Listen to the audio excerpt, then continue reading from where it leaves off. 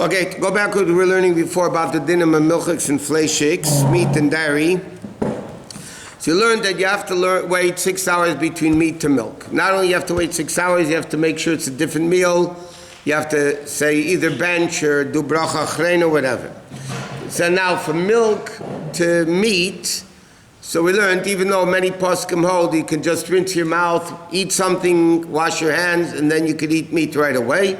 But nevertheless, according to the Zohar, the custom is that you wait an hour, and again, you have to make sure that you make a bracha achreina, and you eat something and drink something, and then you can have the milk afterwards. Now here they discuss an interesting question.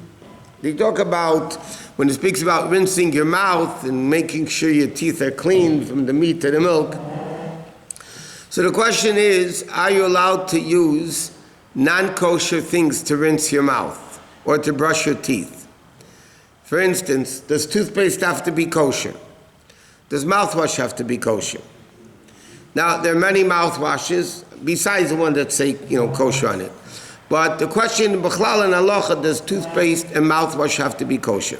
Number one, so some poskim say, yeah, it really should be kosher because, you're rinsing your mouth with it, you might swallow some of it, whatever. Most opinions say that it really doesn't have to be kosher. Even though many of them, by the way, have the major brands, some of them are actually kosher 100%. But a lot of them have sorbitol, some have glycerin, it could be an animal glycerin, it could be a vegetable glycerin, it could be a lot of different things. But according to the majority of opinions, even if it's not kosher, you're allowed to use it anyway. First of all, they write it's blemished, it's not something you eat. Toothpaste is not something you just sit and eat. I mean, you're not eating it.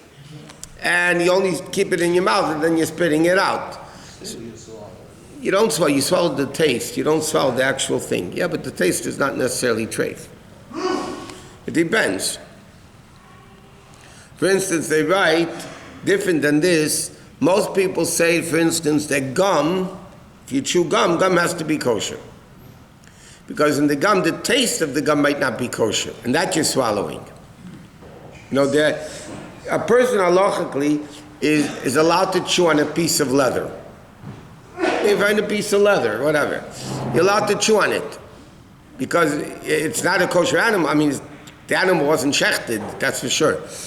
But nevertheless, you're not eating it. You just keep it in your mouth. It's not the issue of eating. If you'd be forbidden to benefit from it, then you wouldn't be allowed to use it because then you're benefiting from it anyway.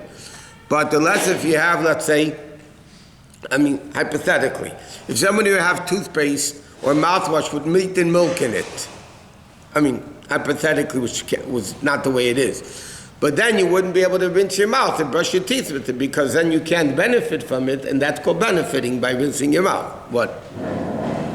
Chapstick is the same? Chapstick is the same thing. Because again, you're not eating it. And it's not edible for a dog is not going to eat chapstick or Vaseline.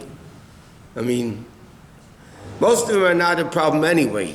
See, the question is all these things that, let's say the toothpaste or the mouthwash has chametz in it, then you can't use it on Pesach.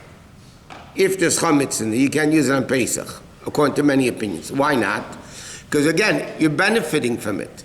You're not eating it, but you're still not allowed to benefit from chametz, and that would be benefiting from the chametz because you're rinsing your mouth and brushing your teeth with it. Okay, so bottom line is, most people hold it's not a big deal, especially if it's maybe rabbinically forbidden, and it's not a big thing. So toothpaste does not need to have chapstick? No, no. Again, for Pesach, you have to find out which company is good for Pesach or not. But year-round is not an issue. So, mouthwash the same? Same thing. Some toothpaste, like Tom's of Maine, I think has an OU. But again, halachically, you don't really need to. Again, because first of all, it's blemished, and secondly, you don't swallow it, so it's not an issue. Okay, now, what people have to be very careful with, and this happens very often, and it could be a big problem in your kitchen, and that is like this. That what happens if somebody by mistake, let's say, they ate cold chicken soup. Okay, let's make it more normal. Somebody ate a bowl of cold cereal and milk with a meat spoon. It's all cold. So they can learn, cold doesn't make it absorb. So if somebody by mistake ate the cornflakes or whatever with a halachic spoon, it's all cold, you rinse it out and in cold water and everything's good. Food's not treif, nothing's treif. The exception of this is when you cutting. Especially when something is sharp, what's called davar chodaf. So for instance, halachically, if somebody cut an onion with a meat knife, that onion halachically becomes meat. Now, you'd have to know, like if you just cut an onion in half, okay, you cut this onion in half, so then you'd have to take off a very small piece, it's called kedei netila. You take it off from both sides and then it didn't spread all over the onion. But if somebody diced an onion, let's say, diced it, then you would need 60 times the whole onion would become halachic. Or let's say somebody takes an onion and slices it with a meat knife. Now why is that a unique din? The reason why that din is unique is because when it's something sharp and you're cutting, so there's a concept called in halacha duchke de sakina. Duchke de sakina means the pressure of the knife. When you eat cottage cheese with it's not sharp, okay, but anyway, you eat it with you're not cutting the cheese. Here you're cutting an onion, and an onion is something which is sharp. So let's say onions, garlic, lemons, limes, those things are halachically considered sharp foods. Huh? Well, I don't know if onions have acid, but they're sharp, whatever. Maybe they do, I don't know. Huh? But yeah, but you don't cut vinegar, it's a liquid. I mean, yeah, but if somebody takes with a halachic spoon and takes out some vinegar, let's say you have a plate of vinegar, okay, whatever, par of vinegar, and they take with a halachic spoon, they take some vinegar out, the rest of the vinegar doesn't become halachic. But if you cut an onion with a meat knife, that onion becomes meat. And even though the knife wasn't used for 24 hours, but we learned already before, after 24 hours it becomes blemished, so it's not really treif. But nevertheless, the din is, definitely lechatchila, because you cut an onion and it's sharp, it doesn't matter if the knife wasn't used for 24 hours or not. Because it's sharp, it refreshes the blemished taste that it's not blemished anymore. So bottom line, if somebody wants to make cream cheese and lox with onion, okay? And the onion was cut with a meat knife. He sliced an onion with a meat knife. So then you would not be allowed to put that onion into your sandwich. And to make it even worse, that if you did and you heated it up in the oven becomes treif and everything is problematic. Why? Because the onion is halachic. Why? Because you cut it with the pressure and it's something sharp. So therefore, people have to be aware. What? For fish also, is mixing this onion with fish is would be a problem? Like a meat and fish? No, that wouldn't be a problem. The reason why it wouldn't be, even though you don't eat meat and fish together, but the reason why that's not a problem is as follows. According to halacha, even though in Europe many women had separate fish pots, okay, never used a fish pot for meat because they didn't want to mix the fish and the meat. But according to halacha, and most people today are not machmin in that fish. According to halacha, if I cook fish in a pot, I made a loaf of gefilte fish or salmon, whatever, okay? And 5 minutes later, I clean out the pot, and it's clean. Halachically, I can cook meat in the pot right away, there's no problem. If I put cooked milk in the pot would be treif, and the meat would be treif, and everything would be treif. Okay? So now, if I cut an onion, so yeah, it's like ben yoimei fleishik, but it's not actually, you don't have to wait 6 hours afterwards. What if you do? Like, In other words, one second, if somebody cut an onion and then ate the onion, so they got an onion with a fleishik knife, a slice of onion, then he took a piece of onion and ate it. He doesn't have to wait 6 hours. So what if you do the other side? Where you cut with a dairy knife, the onion, and then you use the onion, let's say, to put on a hamburger. That's The same thing, it would be no good. Then it becomes a dairy. The onion is there. The onion's dairy. Now you put, not exactly cream cheese, but it's like you put something dairy on top of the hamburger, and therefore the hamburger you wouldn't be allowed to eat. What? You had milkets an hour. You have to wait an hour for milkets before you eat onion? No. I mean, practically speaking, there's one opinion says, yeah, but halacha, what? If you cut a fish with a cold tray for knife that's clean, okay? So because it's cold, so there's something that's called duchke de sakina, which is the pressure of the knife, even if it's not sharp.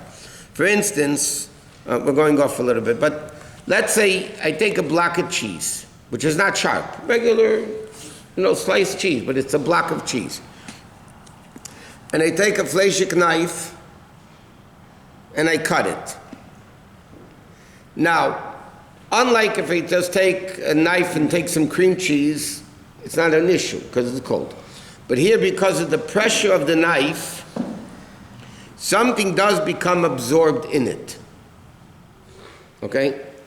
So, halachically, you could just wash it off. Well, some people cut off a thin piece where you cut it.